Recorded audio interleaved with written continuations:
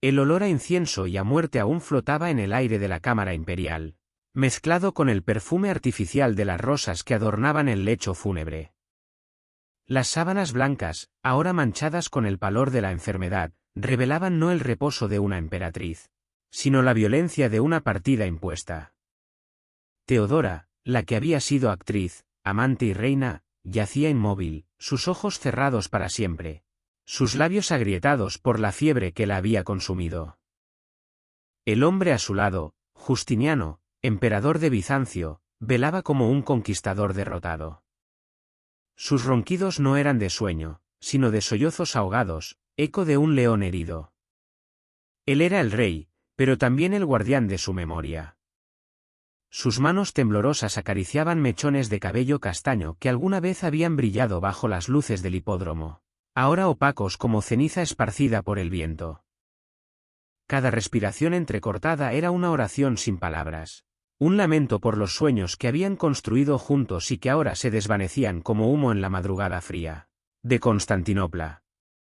Teodora había resistido cuanto pudo, pero la presión política, la amenaza a la soberanía de su nuevo hogar y el destino de alianzas entre imperios y religiones pesaban más que su voluntad.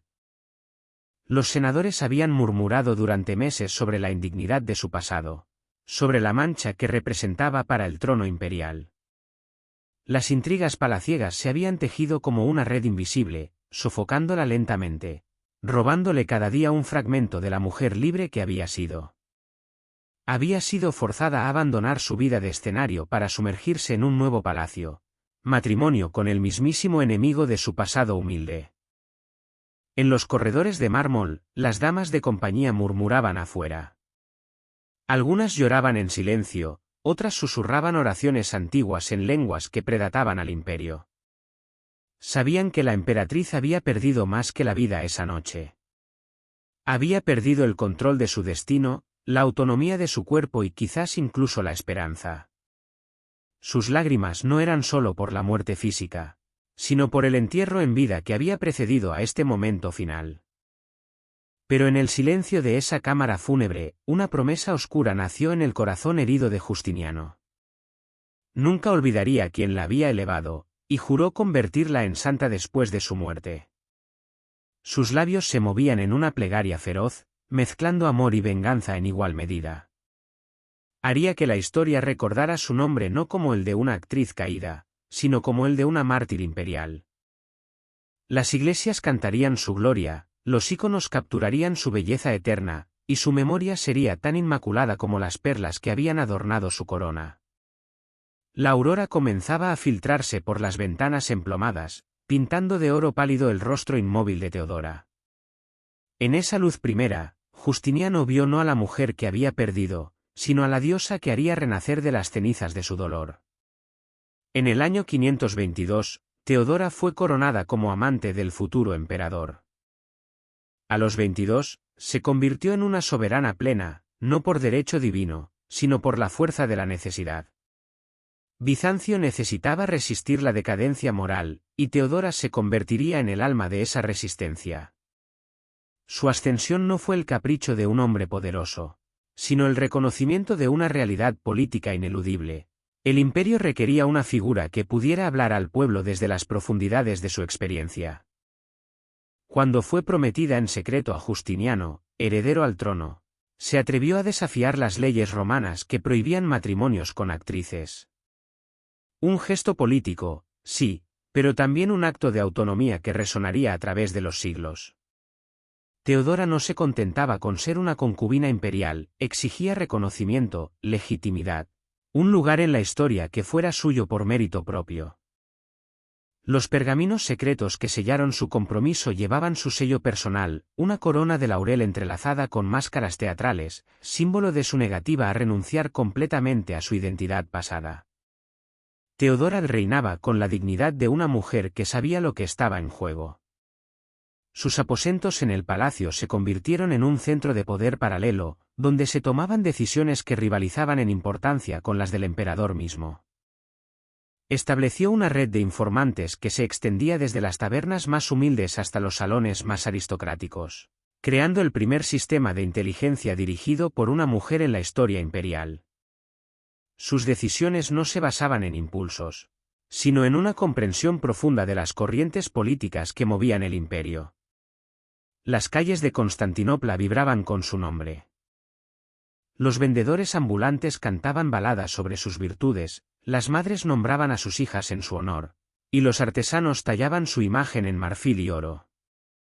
Apoyaba a artistas que habían sido marginados por la ortodoxia imperial, reformaba leyes para prostitutas otorgándoles derechos que nunca habían soñado poseer, y expandía la educación femenina entre la nobleza, creando la primera generación de mujeres letradas del Imperio bizantino. Su corte era refinada, culta y llena de esperanza.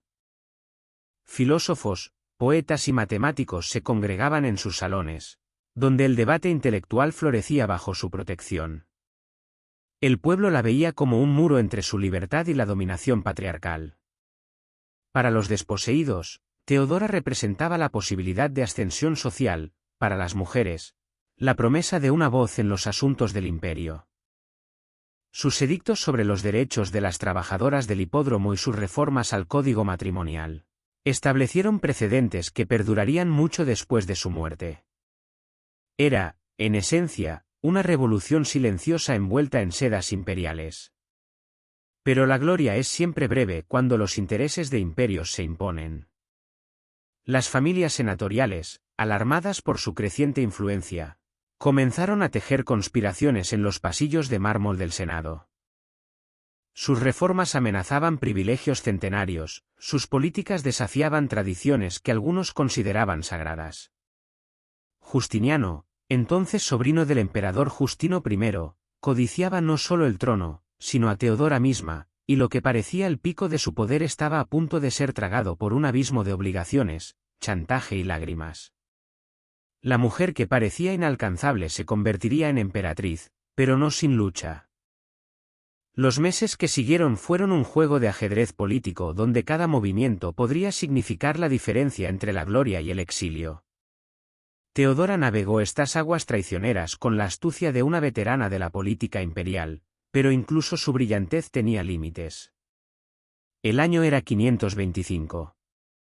Bizancio estaba asediada por escándalos que amenazaban con desestabilizar el orden imperial. Los verdes y los azules, las facciones rivales del hipódromo, habían transformado sus rivalidades deportivas en conflictos políticos que sangraban en las calles. Las facciones del hipódromo rodeaban el palacio, la última gran fortaleza bajo control de Justiniano. Sus seguidores, otrora leales, comenzaron a desertar cuando las promesas de reforma se vieron ensombrecidas por la realidad de la resistencia aristocrática. Su intento de resistir a través de alianzas falló miserablemente. Los gobernadores provinciales, temerosos de comprometer su posición, retiraron su apoyo uno tras otro. El emperador, distante y políticamente vacilante, no envió apoyo cuando más lo necesitaba. En los pasillos del poder, Teodora se encontró aislada, rodeada de cortesanos que sonreían con los labios pero la traicionaban con los ojos. Teodora estaba sola, enfrentando no solo a enemigos declarados, sino a la indiferencia calculada de aquellos que habían prometido protegerla. La traición no venía de las murallas de la ciudad. Venía de la ausencia de aliados, del silencio de quienes debían haber alzado la voz en su defensa. Dentro del palacio, Teodora resistió con dignidad, manteniendo la compostura imperial incluso cuando las noticias llegaban cada vez más sombrías. Sus damas de compañía la encontraban a menudo contemplando desde las ventanas, observando una ciudad que había amado y que ahora parecía alejarse de ella como la marea. Pero cada día del asedio político traía más hambre de venganza entre sus enemigos, más deserciones en sus filas, más miedo en los corazones de sus partidarios. Los senadores hablaban abiertamente de restaurar el orden natural, eufemismo que todos entendían como el fin de la influencia de Teodora. Finalmente, bajo presión de asesores aterrorizados y una nobleza local sedienta de poder, aceptó lo impensable: firmar el tratado que permitiría su unión con Justiniano bajo términos que cambiaban las leyes matrimoniales, pero al precio de su autonomía política. No había honor en la decisión, solo necesidad. Era la capitulación de una reina que había luchado valientemente pero que finalmente sucumbía a fuerzas mayores que su voluntad. Fue en ese momento que la joven actriz perdió más que una batalla política. Perdió el control de su vida, el derecho a determinar su propio destino.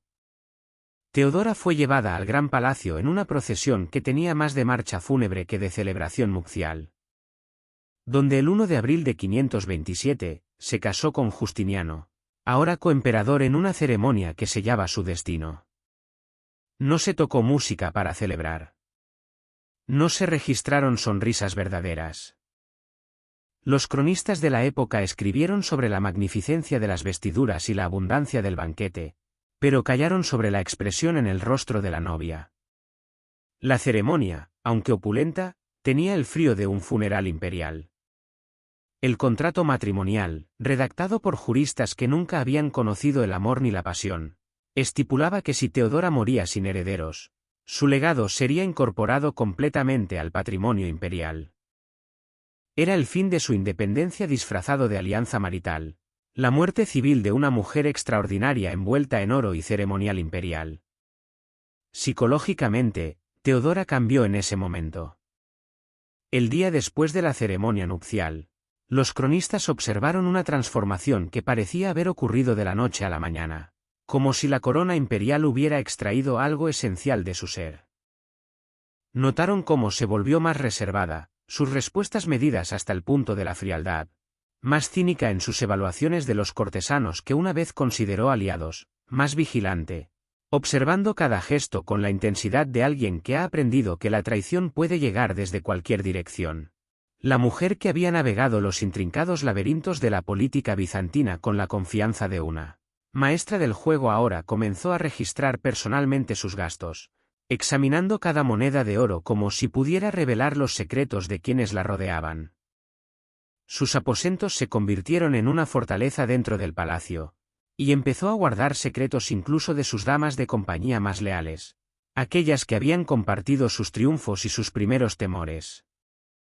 Los muros de confianza que había construido durante años se desmoronaron en semanas, reemplazados por un aislamiento que se profundizaba con cada amanecer. Su salud, una vez vibrante como el sol mediterráneo que había iluminado su juventud en el hipódromo, comenzó a mostrar signos de fragilidad que alarmarían a los médicos imperiales. Las migrañas llegaban sin aviso, martillando su cráneo con una intensidad que la dejaba postrada durante días enteros.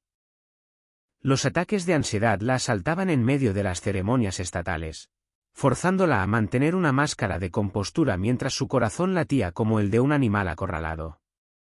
Los desmayos repentinos se volvieron tan frecuentes que sus servidores aprendieron a reconocer las señales.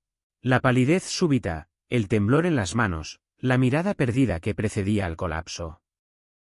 Su cuerpo comenzaba a manifestar lo que su espíritu ya sabía con certeza devastadora. Era una prisionera, no de cadenas físicas, sino de circunstancias políticas que se habían cerrado a su alrededor como las aguas sobre una nave que se hunde.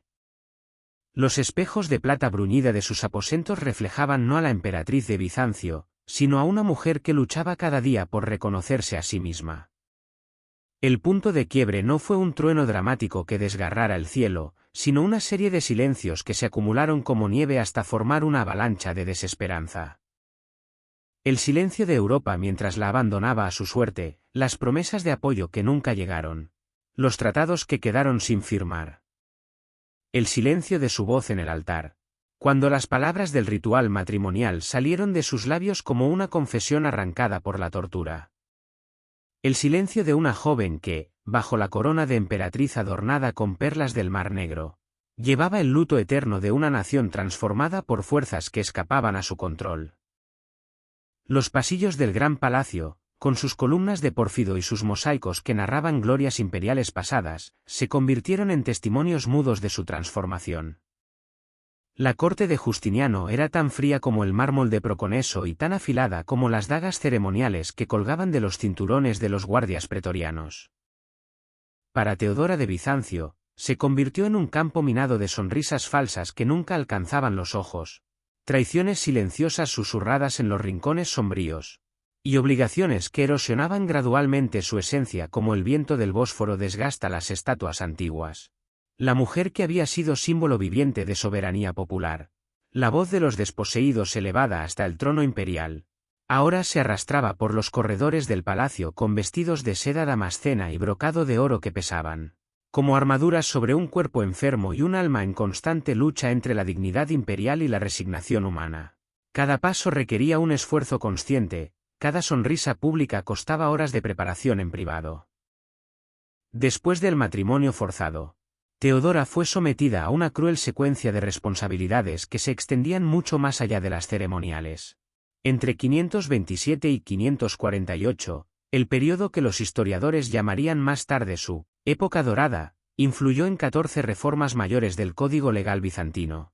Cada uno un campo de batalla donde debía enfrentar a senadores ancianos que la consideraban una intrusa, a patriarcas que cuestionaban su ortodoxia, y a generales que desconfiaban de su influencia sobre el emperador. De esas reformas, solo 2 llegaron a implementarse completamente sin ser posteriormente modificadas o anuladas por las presiones políticas. Sus esfuerzos por mejorar las condiciones de las mujeres en el imperio se encontraron con la resistencia férrea de instituciones centenarias. Como una cruel ironía del destino, ninguna de sus iniciativas políticas podía heredar legalmente la estabilidad necesaria para sobrevivir a su eventual ausencia del poder. Las pérdidas políticas se entrelazaron dolorosamente con tragedias personales. Los embarazos llegaban como promesas de renovación, pero terminaban en nacimientos prematuros que llenaban el palacio de llantos que se apagaban demasiado pronto. Las muertes infantiles, cada una un puñal en el corazón, dejaron cicatrices físicas y emocionales tan profundas que los médicos imperiales comenzaron a temer por su cordura. Su mente se convirtió en un campo de batalla donde la corona bizantina intentaba consolidar su legitimidad dinástica a través de una maternidad que se había vuelto compulsiva, desesperada, dolorosa. Su cuerpo, una vez alabado por embajadores de reinos lejanos e inmortalizados por artistas en mosaicos que adornaban iglesias, se deformó gradualmente bajo el peso de embarazos fallidos y el estrés constante de la vida imperial. Teodora ganó peso entre crisis, su figura esbelta transformándose en algo que ya no reconocía en los espejos. Su cabello castaño, que había sido comparado con hilos de oro por los poetas de la corte, se afinó hasta volverse quebradizo. Sus dientes, otrora perfectos, comenzaron a pudrirse debido a los medicamentos que tomaba para el dolor y la ansiedad constante. Comenzó a caminar con dificultad evidente, apoyándose discretamente en las columnas durante las audiencias públicas. Los escalones de mármol del palacio, que una vez había subido con la gracia de una bailarina, se convirtieron en obstáculos monumentales. En sus últimos años, tuvo que ser llevada en literas ornamentadas, ya que apenas podía subir las escaleras que conectaban sus aposentos privados con las salas de estado. El dolor en su espalda y piernas era constante, un recordatorio permanente de que su cuerpo se rebelaba contra las demandas de su posición. Los médicos de la época, formados en las tradiciones de Galeno e Hipócrates pero limitados por los conocimientos de su tiempo, prescribían sangrías regulares que la debilitaban aún más, compresas de hierbas traídas desde los confines del imperio, y sesiones de oración dirigidas por los sacerdotes más santos de la capital. Nada la aliviaba. El dolor persistía como una presencia constante, un huésped no invitado que había llegado para quedarse. La corte murmuraba con la crueldad característica de los poderosos. Los nobles bizantinos, herederos de familias que habían servido a emperadores durante generaciones, nunca la aceptaron por completo como una igual. Para ellos, Teodora seguía siendo una extranjera en su propio imperio, una actriz rebelde que había tenido la audacia de desafiar las convenciones sociales antes de verse forzada a someterse a las realidades políticas. Decían en voz baja que practicaba artes ocultas aprendidas en los barrios bajos de Constantinopla, que sus constantes dolores eran un castigo divino por su pasado pecaminoso. Incluso había quienes susurraban que había maldecido inconscientemente a los hijos por nacer, frutos de un amor que nunca había sido verdaderamente libre. Mientras el emperador se entregaba a cacerías en los bosques de Anatolia y banquetes que duraban hasta el amanecer, celebrando victorias militares en tierras lejanas. Teodora se retiraba cada vez más frecuentemente a apartamentos oscuros, rodeada de bibliotecas que contenían los conocimientos del mundo conocido, reliquias de su pasado teatral cuidadosamente preservadas, y retratos en miniatura de sus hijos muertos, cada uno pintado con el amor desesperado de una madre que se negaba a dejarlos partir.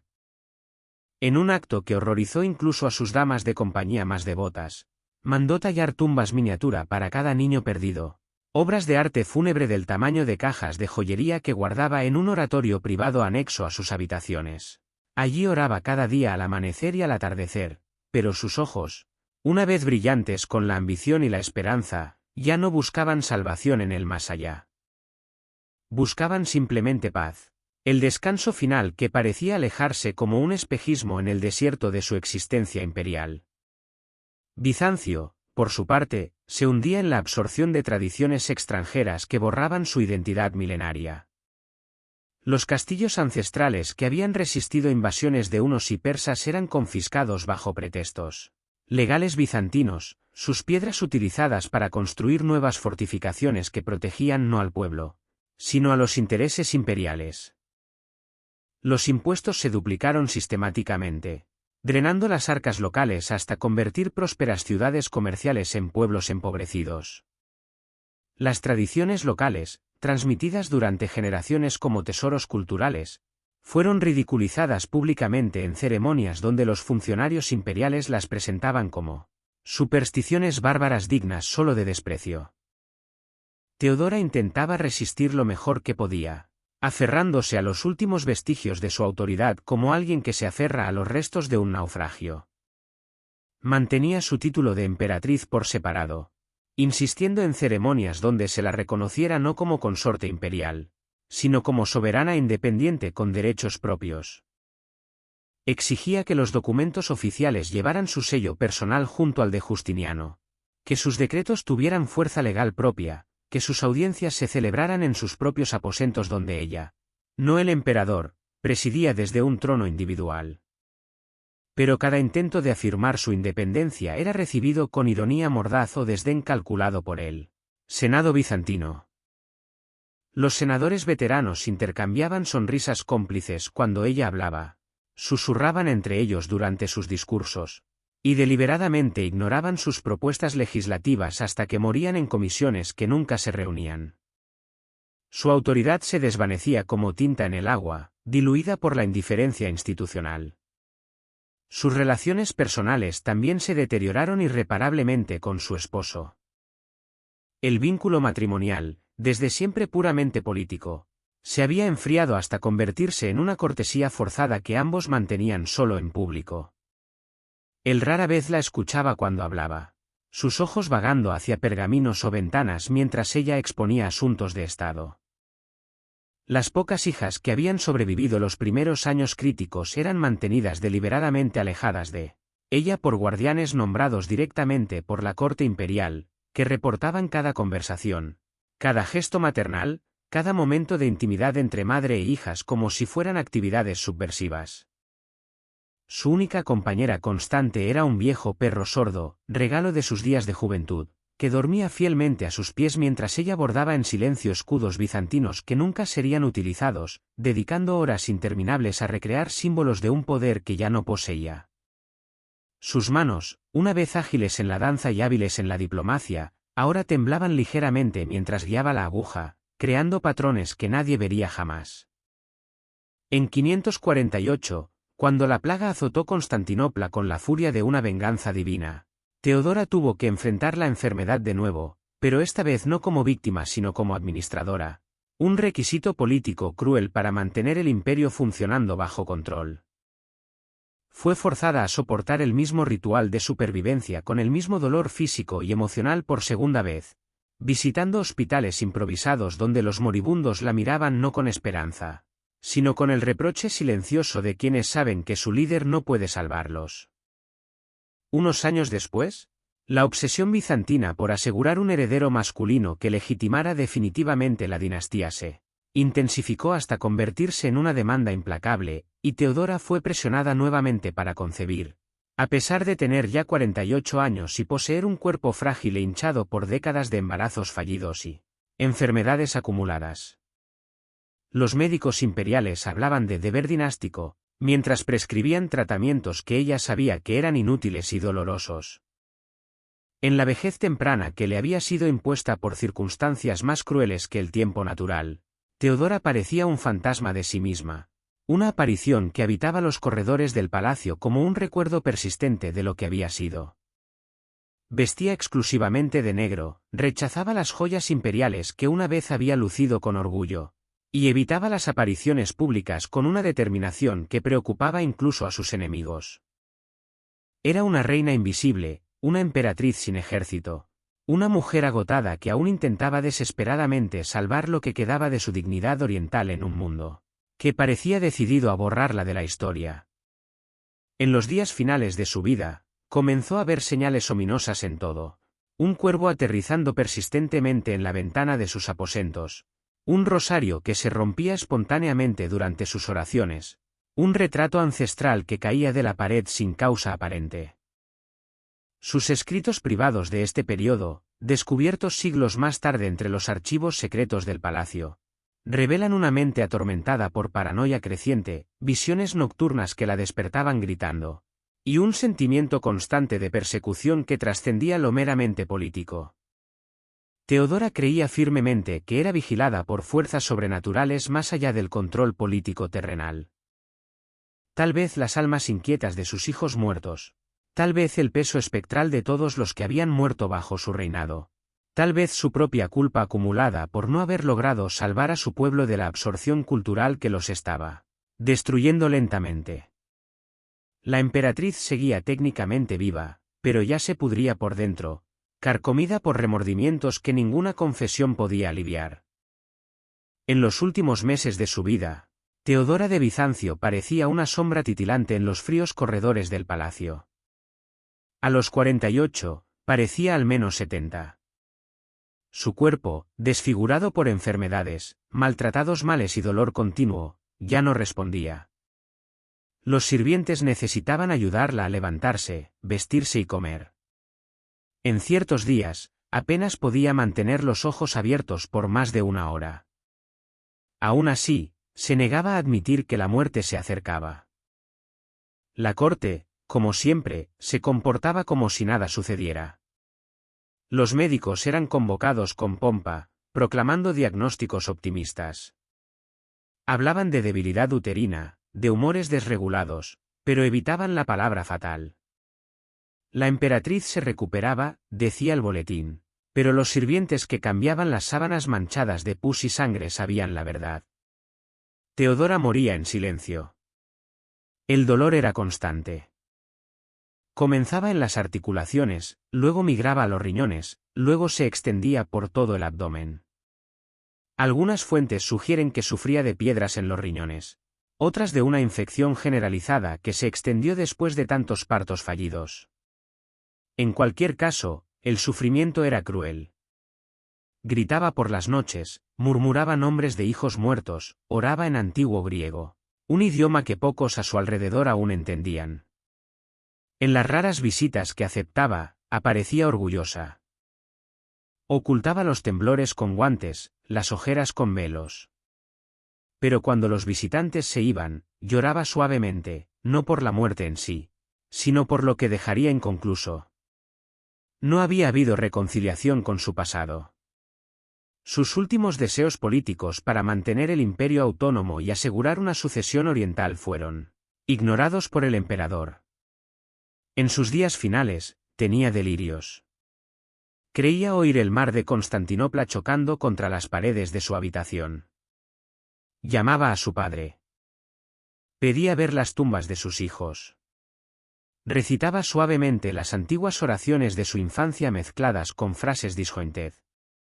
Están aquí, todos llamándome. Al final, la única con ella era su vieja nodriza, una anciana que hablaba griego y le acariciaba el cabello mientras la emperatriz se retorcía en fiebre. Justiniano estaba en otra ala del palacio atendiendo asuntos de estado. El corazón de Bizancio latía cada vez más débil. Era la mañana del 28 de junio de 548, cuando el frío mordaz del invierno bizantino parecía detenerse en el aire, como si el tiempo dudara en avanzar. En una de las habitaciones del palacio, el cuerpo de Teodora yacía inmóvil, acurrucado bajo capas de mantas húmedas manchadas de sudor y sangre. La muerte llegó en silencio, casi compasivamente. A los 48 años, después de influencias innumerables, pérdidas incontables y una vida de dolor político y físico, la última soberana de su linaje tomó su último aliento lejos del mar que tanto amaba. No hubo gritos, solo un suspiro, una presencia que se desvaneció. La dama de compañía, una de las pocas que aún hablaba griego, se arrodilló junto a la cama y recitó una oración antigua, olvidada por muchos, pero memorizada por Teodora en su infancia, cuando aún creía que gobernaría libremente con amor y justicia. Pero la corte, siempre ensayada, no podía pausar. El anuncio oficial de su muerte se retrasó por horas, mientras el cuerpo ya mostraba signos de descomposición, la piel ennegreciéndose bajo los dedos, el olor ácido de la muerte comenzando a extenderse. Los funcionarios del rey se reunieron para determinar cómo transmitir la noticia sin sacudir la estabilidad del reino. Cuando finalmente fue declarada muerta, Teodora no fue tratada como la emperatriz que había sido, ni como la soberana que siempre luchó por permanecer. Fue tratada como un símbolo que necesitaba ser borrado con cuidado. El cuerpo fue lavado por sirvientas silenciosas que cubrían sus narices con pañuelos empapados en lavanda para soportar el olor pútrido que escapaba de las heridas infectadas. El ritual de muerte real comenzó, pero con prisa. Justiniano mostró ninguna emoción visible.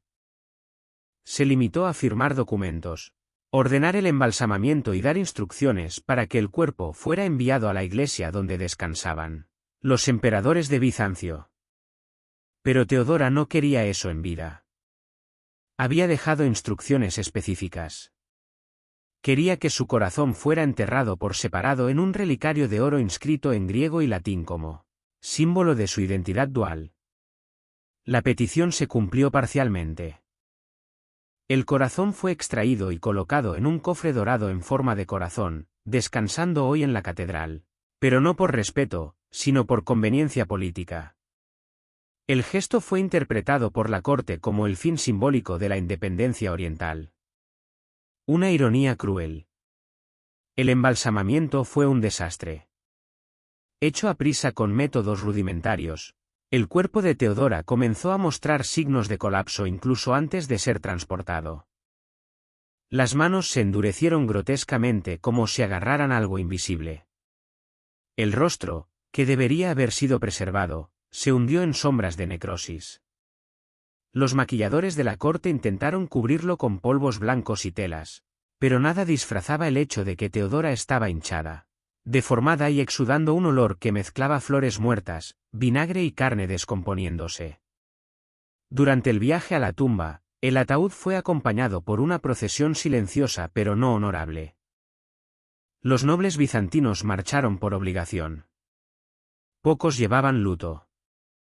La gente a lo largo del camino observaba en silencio o indiferencia. Muchos no sabían o no les importaba quién estaba allí. Decían, es la emperatriz muerta. Pero para los pocos orientales aún viviendo en el corazón del imperio, era más que eso. Era el fin de lo que quedaba de resistencia. El funeral se celebró con toda la pompa esperada de una emperatriz de Bizancio, pero con una frialdad que dolía más que las palabras. Coronas de flores, monjes cantando, incienso excesivo para enmascarar el olor del cuerpo. El ataúd fue colocado en el centro de la catedral bajo un tapiz azul con el escudo bizantino. No había rastros de su pasado allí, ninguna bandera de actriz, ningún símbolo de su homeland. Teodora había sido borrada. La multitud que observaba mantenía los ojos bajos. Las pocas damas que habían servido fielmente a la emperatriz fueron mantenidas alejadas de los asientos delanteros. Una de ellas incluso se desmayó al ver el rostro cubierto de la antigua dama. Otra, al salir de la ceremonia, escupió al suelo, murmurando, esto no era su voluntad. Justiniano no lloró.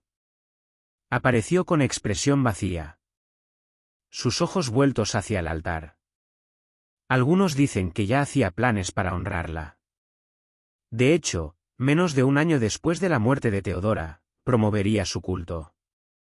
La frialdad con la que permitió que el recuerdo de su esposa se desvaneciera fue notada en cartas de embajadores. El emperador parece más aliviado que enlutado. Después del funeral, el cuerpo fue enterrado junto a los otros emperadores y emperatrices de Bizancio, pero el corazón fue enviado a un lugar sagrado como gesto simbólico final. Al llegar, fue recibido con llanto y campanas. La población local salió a las calles. Mujeres arrojaban flores. Niños cantaban himnos antiguos. Allí, sí, fue llorada. Allí fue recordada como la última verdadera soberana. El relicario en forma de corazón fue colocado en una tumba especial en la catedral. Sobre él, lee: aquí yace el corazón de Teodora, 2 veces emperatriz de Bizancio, pero eternamente santa del Oriente. Y allí permanece hasta hoy, testigo silencioso de la injusticia que la historia intentó enterrar. Al final, Teodora tuvo su muerte instrumentalizada, su imagen manipulada, su cuerpo expuesto al olvido y embalsamamiento fallido, pero su corazón literal y simbólico perduró. Y eso es lo que queda. Lo que el imperio intentó borrar, los fieles lo han inmortalizado. Teodora de Bizancio era en esencia la emperatriz que nunca se permitió olvidar que era también una actriz y, sobre todo, hija de una tierra que el imperio intentó borrar. Su historia, contada por siglos como un mero detalle dinástico, hoy resurge con el peso de una tragedia histórica y una resistencia silenciosa. Porque a pesar de todo, desde matrimonios forzados, hijos perdidos y la enfermedad que devoró su cuerpo, Teodora nunca se rindió. Incluso coronada emperatriz de Bizancio, nunca dejó de firmar documentos como Teodora por la gracia de Dios, santa en vida. Nunca abandonó los símbolos de su pueblo. Vestía el traje oriental bajo el manto bizantino. Bordaba escudos de su pasado en sus vestiduras reales e insistía en hablar griego entre sus damas, incluso cuando se burlaban de ella. Sus acciones eran gestos de terquedad simbólica, pero también de coraje. Sabía que su cuerpo había sido tomado por la política, pero su alma aún pertenecía al mar que formó los acantilados de su infancia. Teodora fue una de las primeras mujeres en la historia europea en entender profundamente el valor de la memoria como forma de resistencia. Por eso fundó bibliotecas. Encargó la copia de manuscritos antiguos. Protegió artistas y cronistas que hablaban de su homeland. Su famoso libro de horas, ricamente ilustrado, no era solo un objeto de fe. Era un testamento visual de su identidad donde santos franceses se mezclaban con símbolos orientales, casi como un grito pintado entre las páginas doradas. Mientras la monarquía bizantina intentaba usarla para borrar la independencia de su pasado, Teodora transformó su rol en una trinchera simbólica. Sabía que no ganaría con espadas, pero ganaría con memoria. No pudo prevenir que su legado fuera anexado, pero podía asegurar que nunca fuera olvidado. Y de hecho no lo fue. La muerte de Teodora no terminó su influencia. Al contrario, la forma en que su corazón fue separado de su cuerpo y enviado a un lugar sagrado se convirtió en el gesto político más poderoso. Era el símbolo de una mujer que incluso en la muerte se negó a ser propiedad de un imperio. El relicario ricamente decorado, ahora exhibido en el Museo de Historia, se convirtió en símbolo de resistencia. Generaciones de fieles han visitado el sitio, tocando la urna como si aún pulsara, como si dijera, estamos aquí. Para muchos historiadores modernos, Teodora es un ejemplo temprano de la lucha entre soberanía local y centralización nacional. Un historiador escribe, fue la última en intentar equilibrar una unión política con autonomía cultural, y pagó con su propia vida por ese esfuerzo. Otro afirma, Teodora construyó una monarquía alternativa en el corazón de Bizancio, aunque solo a través de gestos y símbolos, y también hay la lección profundamente femenina de su viaje. Teodora de Bizancio vivió en una época en que las mujeres eran propiedad. Y sin embargo encontró formas de negociar, influir, imponer límites donde fuera posible. Escribió cartas directamente a príncipes y papas. Intervino en tratados. Educó a sus hijas con cuidado extra, instruyéndolas para sobrevivir en un mundo que las trataría con el mismo desdén. Intentó proteger lo poco que quedaba, la cultura, el lenguaje, la fe. Y por eso hoy en escuelas orientales, su nombre se recuerda con reverencia. En leyendas populares, no es solo una emperatriz. Es una mártir, un símbolo, una santa profana. En algunas historias, dicen que su alma aún vaga por las costas rocosas, tocando las piedras húmedas y preguntando, ¿mi pueblo aún me ama? La respuesta es sí. El tiempo ha pasado. Bizancio ha cambiado. El mundo ha girado. Su legado fue incorporado al cuerpo imperial y transformado en una región, no más una nación. Pero en cada protesta moderna por autonomía cultural, en cada bandera oriental izada en manifestaciones callejeras, el nombre de Teodora reaparece, no como figura decorativa, sino como esencia, un recordatorio de que hubo una mujer que intentó sola resistir la máquina aplastante imperial. Su tumba hoy comparte espacio con emperadores que la ignoraron en vida. Pero su corazón late como si aún viviera. Turistas observan la urna con respeto. Historiadores escriben nuevos libros. Estudiantes crean obras. Y en tiempos recientes, cuando amenazaron transferir el relicario, una ola de protestas barrió el oriente. Carteles decían, su corazón es nuestro, y siempre lo será. La lección inmortal de Teodora es simple pero poderosa. Incluso cuando todo te es quitado, tierra, cuerpo, voz, la memoria aún permanece. Y la memoria bien cuidada puede ser más fuerte que cualquier trono. No derrotó al imperio, pero tampoco fue derrotada por él. Si esta historia tocó tu corazón o te sorprendió, deja tu comentario abajo y comparte este vídeo con alguien que necesite conocer la fuerza de Teodora de Bizancio. Y no olvides suscribirte para más historias impactantes como esta.